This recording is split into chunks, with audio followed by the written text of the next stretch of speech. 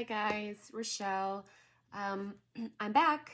I told you I was going to read a few more excerpts from The Reason I Jump and share them with you. So here we go. The way the book is set up, and for those of you who did not see my first video, this is a book that was written in Japanese by a 13-year-old child with autism. And he is now an adult, and David Mitchell has asked to translate the book from Japanese to English so that we can all enjoy it. This is amazing for any parents of children with autism. If you are a school teacher, you work with special needs in any capacity, if you're a mother, a brother, a friend, an uncle, a neighbor, someone with autism, this is an amazing book that will help you to understand slightly this friend of yours with autism. So I'm going to, the way the book is set up is has a lot of different, it will have a question and then his response to that question. The first question that I chose for today was, why do you wander off from home? So I know that we always see on TV, I say always, but way too often, we have a news alert that will show that we have a child with autism that is missing. And so this is extremely important, you know, to kind of understand why. And maybe it's just his response, his reason why. Okay, so why do you wander off from home? Once, when I was a little kid at kindergarten, I wandered off from home and had to be picked up by the police. Back then, in fact, I used to leave home quite regularly, and as I look back from this distance, I can think of several reasons why I did it. It wasn't because I wanted to go out for a specific purpose, like wanting fresh air. It was because, this is hard to put into words, my body moved because it was lured outside by something there. As I was walking further from home, I didn't feel any fear or anxiety. It came down to this: if I didn't go outside, then I would cease to exist. Why? I can't say, but I had to keep walking on and on and on. Turning back was not permitted because roads never come to an end. Roads speak to us people with autism and invite us onward. There's not much logic in any of this, I know. Until someone brings us back home, we don't know what we've done, and then we're as shocked as everyone else. That's scary. I stopped wandering off from home on the day I very nearly got mowed down by a car, because the fear of it made a deep impact on my memory. So when something drastic enough happens, I think we can rein in this habit of wandering off. Meanwhile, please keep an eye out for us. So we had an incident with my son. He has begun to elope, and I always saw at the therapy center, I would see this one lady who would come in with her two sons, and she would have them both like in a death grip, one in each arm, like holding their arms. And as she's signing in, they just take off. They're trying to get out the door. They're trying to get back where the restrooms and the therapy offices are, rooms. And this poor woman was just like, just trying to sign her name on a piece of paper. And I remember thinking, like, wrangle your kids in. Like, come on. I have learned, my child was also very young at the time, and I have learned that it's not as easy as it seems. It's not as easy as just tell your kids not to run outside. And they're trying to run outside where there's a busy parking lot. We recently moved to Oklahoma from Florida, and everything's so new to my son, and it was kind of it was a real tough move. I'll say that. I was moving my 4 kids by myself while my husband was already working in Oklahoma, and every time I would try to pack a box, my son would just go hysterical. He had the biggest meltdowns. He was trying to take everything out of the boxes. I think he was confused. He didn't understand what was going on. I was changing the rooms. His toys were getting packed up. And so it was a very confusing time for him. Fast forward, we get to Oklahoma. My husband, you know, we're all back together. We take our teenagers out to go school shopping at the outlet mall.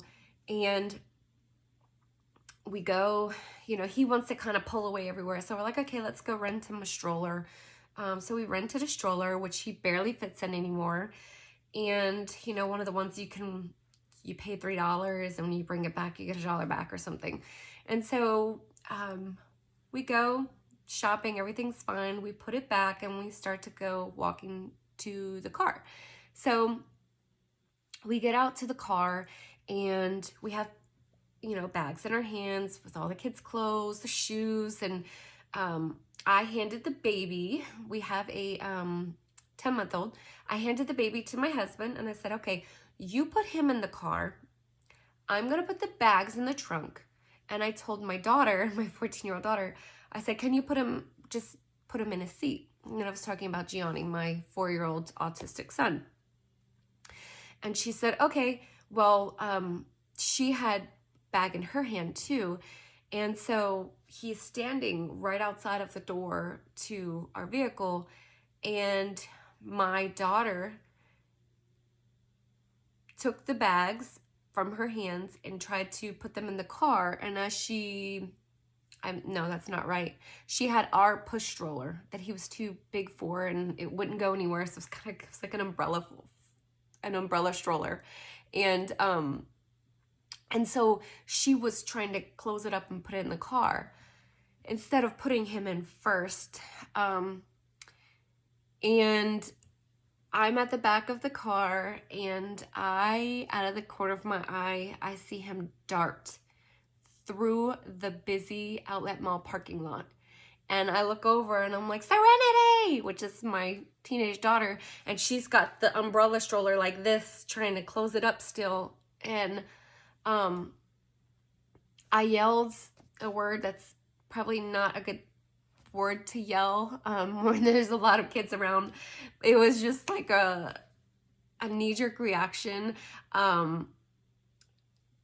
It just came flying out and I started running, like sprinting. But my son is sprinting through the parking lot going back towards the outlet mall. When I yelled, another couple that was kind of further in front of us, that was right where the main aisle was, where all the cars were coming through, it caught their attention and they stopped and they were going to stand in between him and that road. And my teenage son took off sprinting too. And it took both of us, and we were running fast to catch him. He's 4 years old. But what if a car was backing up in that parking lot? What if? I know that that's stuff that normal, neurotypical children, they do. They run off in parking lots, and it's the parents' responsibility, yes, to ensure their children are safe. My daughter didn't think about, let me put him in first, then fold up the stroller. She just thought he's standing in front of the door with the door open, and I'm going to fold this up and then put him in. Well, that didn't happen. He just took off. And so it was kind of our first big wake-up call, like, oh, crap. We could have easily been on the news. My child could have gotten run over by a car, and all these people would think that we were such terrible parents. Like, how did we not keep an eye on our child? But he just had this split second just urge to just take off running. And I was thinking, like, once, I calmed down, we got in the car.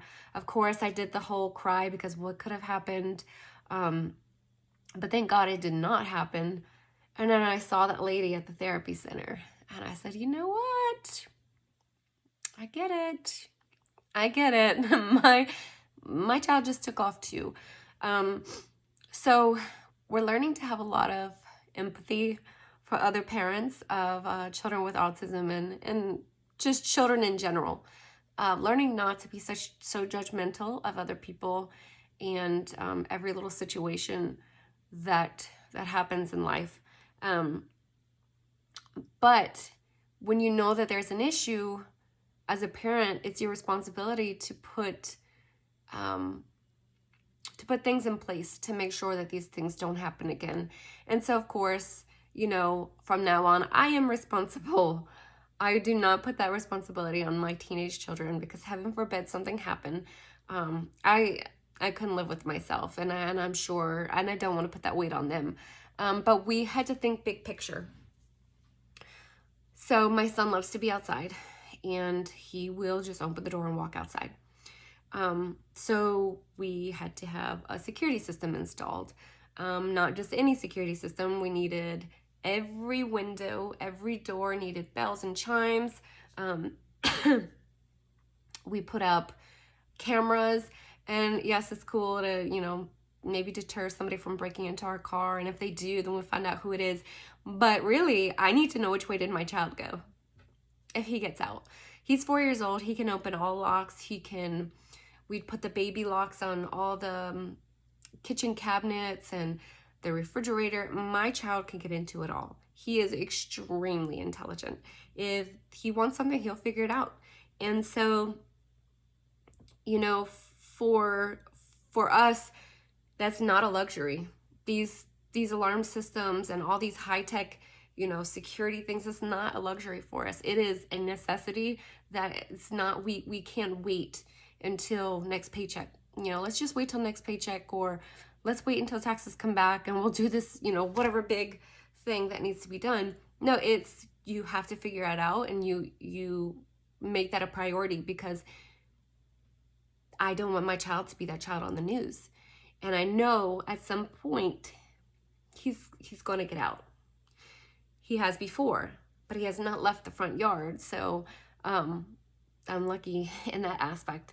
But another thing that we did, which was actually the first thing that I did after this happened, I went online and I started looking for like ID stuff, things to ID him. We have tried in therapy before to desensitize him to bracelets, to necklaces, something that would be able to have like his name, our phone number, anything, but he will not wear it.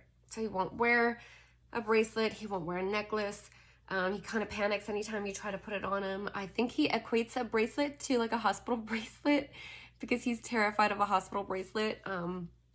Unfortunately, he's just been in so many times that as soon as they put that bracelet on him, it's over. Like, it's over. He's just in full meltdown. So I went on Etsy, and well, I Googled, and it directed me to Etsy, and I wanted to share with you all, to a Etsy shop named If I Need Help. And so what they do is they have ID bracelets, they have shoe attachments, they have patches that you can put on to a child's clothing, and it has a QR code on it. And if your child was to get out, I imagine, or get lost, I imagine that if somebody found my child with a QR code attached to them and something that said, if I need help, they would probably, you know, click on that QR code with their phones, and it would bring them to this website, and it's called ifineedhelp.org, and the parents can put in the child's name. They can put in the child, as much information as you want to give. You can put in your address. You could put in the parent's phone number. But the coolest thing about it is that you can also put in, like, my child is afraid of this. My child loves this. If found, you know, and then one of the examples was, I'm a runner. If found, do not leave my side, or do not hold my hand. Like, not do not, but hold my hand. I am a runner. And so I thought that was so awesome. And I was like, well, my kid's not going to wear a bracelet. So I just kept scrolling the shop. Well, then I found a yard sign. And I used to see them, you know, like as a kid on the school bus, and it would like a yellow sign that said like deaf child, or, you know, just kind of notify people in that area that there's a deaf child and they might not be able to hear the traffic. So if they're out by the traffic, you know, be careful. They had one on there for autism. And so we got a sign, and it says child with autism may not respond to commands, behavior or sensory issues, and wandering risk. And we went to Home Depot, just got a $15 pole. I think the sign itself was $39, and we paid about $50 with shipping, and went and got a $15 pole from Home Depot and put it out in front of our yard, out near the street. We're new here. We don't know our neighbors very well. And so that sign lets our neighbors know, if you see my child out here without me, I don't know he's there. And it kind of like, to me, I feel like it was me kind of letting my neighbors know, I need your help, okay? We're gonna do everything we can on our end, but I need your help. Keep an eye out for my kid. But also, if we were to have an emergency at the house, a fire or anything, it lets emergency responders know that we have a child in there with autism, and he's probably not going to respond to you. And it kind of just identifies like, hey, look, handle my baby with care. But it's community knowledge, and it's asking my community to be a part of my tribe. And hey, look out for my baby. And so I love it. And it's, you know, people ask, they stop and they ask us, and it's kind of helped us to meet our neighbors, you know, and now I know that I have people that are going to help me look out for my baby should he ever run.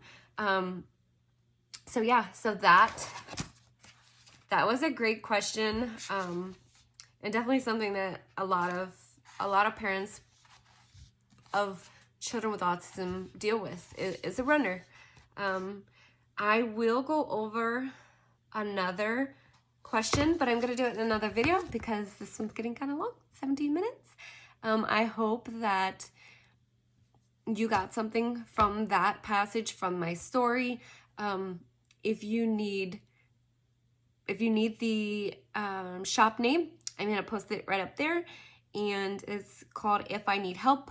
I don't know who these people are who own it, so I'm not going to get a kickback if you order, but I think it's something very, very cool, and very, very helpful for parents to involve their community in their child's care and their building a larger village. I think it's very, very extremely important, if you have a child with autism, that you just make people aware that, you know, you need community support. You just need an eye. Somebody make sure, you know, like if you see my child out here, I don't know he's there. That's what I told my one neighbor. Hey, look, they said, so what's up with the sign? I just want to let you know, if you ever see my kid wandering outside and I'm not out there, I don't know he's there. And he was like, oh, okay, well, we'll keep an eye out. So the Etsy shop is right above the name of the Etsy shop, and we'll put the link in the comments.